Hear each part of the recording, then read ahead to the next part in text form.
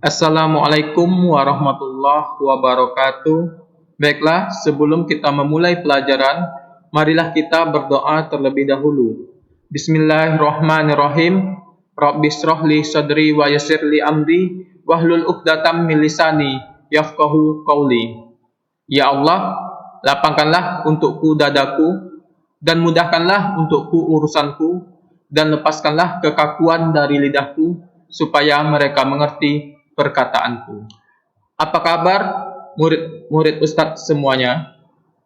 Semoga kita selalu dalam lindungan Allah, terjauh dari segala mara bahaya, termasuk COVID. Selamat bergabung murid-murid Ustadz semuanya di Abdurrab Islamic School. Semoga apa yang Anda cita-citakan, semoga terwujud kelak. Menjadi hafiz Al-Quran, menjadi anak yang cerdas, serta berbakti kepada kedua orang tua. Baiklah, sebelum itu, Ustadz akan memperkenalkan nama Ustadz terlebih dahulu. Nama Ustadz adalah Ustadz Ad-Dayan Nursyah, bisa dipanggil dengan Ustadz Dayan.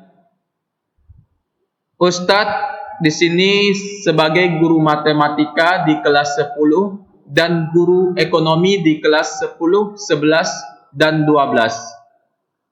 Alamat Ustadz di Jalan Sukakarya Panam, moto hidup best of the best. Baiklah, di sini ada nilai insan Abdurrab, yaitu Rabbani, amanah, dan beradab. Apa itu Rabbani? Rabbani adalah menuntut ilmu, mengamalkan ilmu, dan mengajarkan ilmu dengan menegakkan amar ma'ruf nahi mungkar untuk mendekatkan diri kepada Allah, Sang Pencipta alam. Yang kedua, amanah.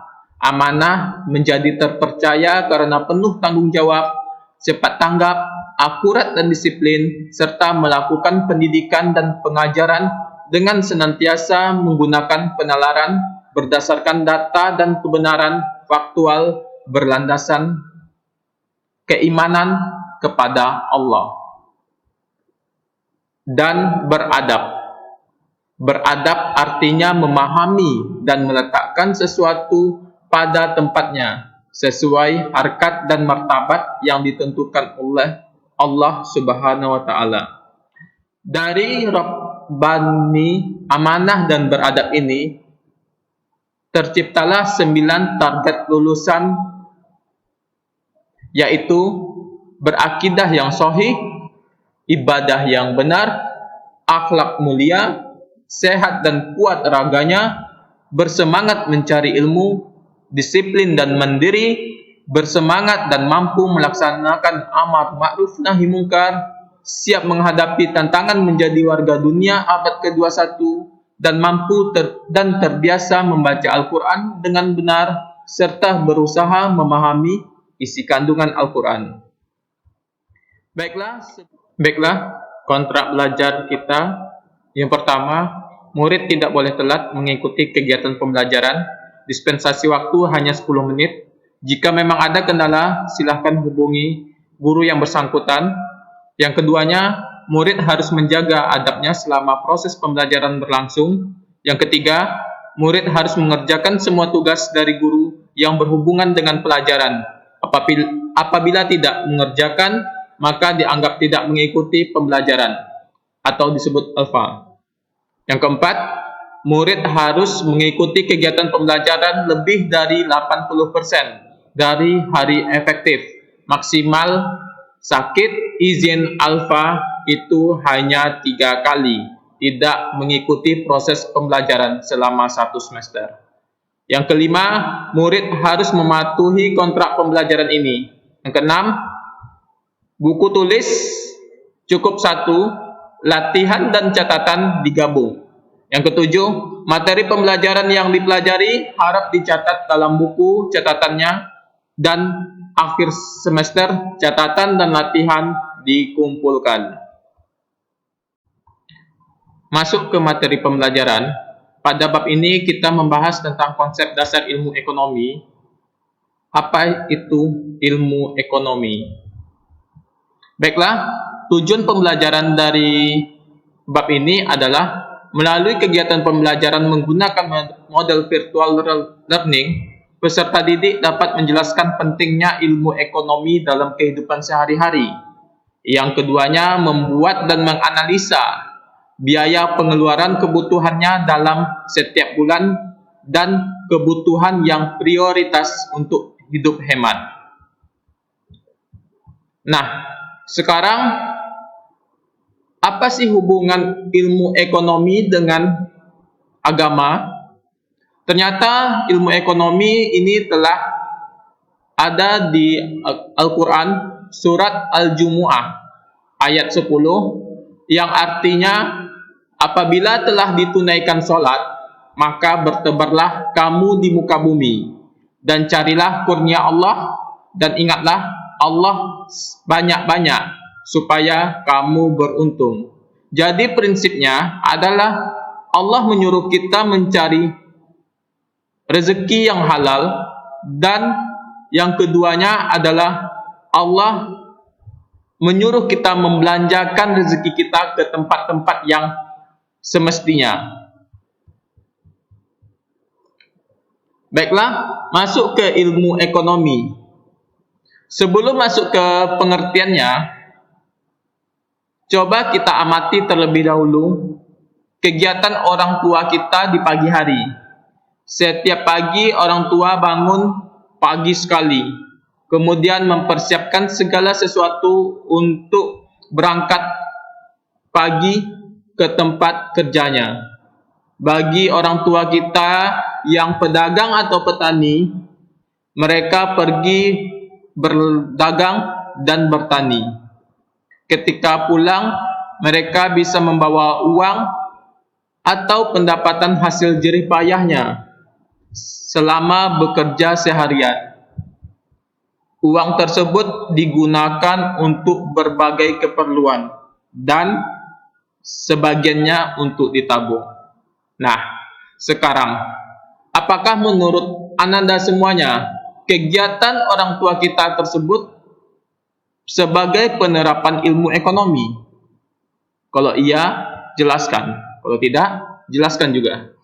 Yang kedua, menurut Ananda sekalian, apakah kita sehari-hari juga menerapkan ilmu ekonomi?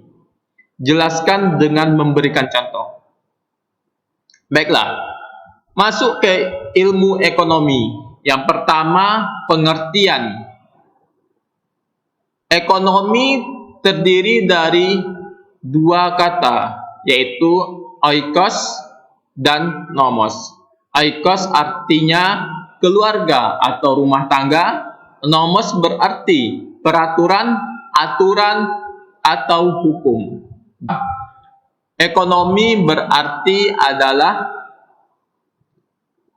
peraturan rumah tangga, aturan rumah tangga, atau hukum rumah tangga. Ilmu ekonomi menurut Adam Smith yaitu penyelidikan tentang kekayaan negara dan keadaan suatu negara. Sedangkan menurut Paul A. Smolson, ilmu ekonomi adalah ilmu pilihan. Ilmu ini mempelajari bagaimana orang memilih menggunakan sumber produksi yang langka atau terbatas untuk memproduksi berbagai komoditi dan menyalurkannya ke berbagai anggota masyarakat untuk segera dikonsumsi. Jadi, secara intinya, ilmu ekonomi berperan aktif untuk mensejahterakan manusia baik secara perseorangan maupun kelompok. Yang kedua, teori. Teori adalah pernyataan atau sekumpulan pernyataan tentang sebab akibat dan aksi reaksi. Contohnya, dalam kasus naik turunnya permintaan suatu barang karena naik dan turunnya bisa dijelaskan secara teori. Yang kedua, model.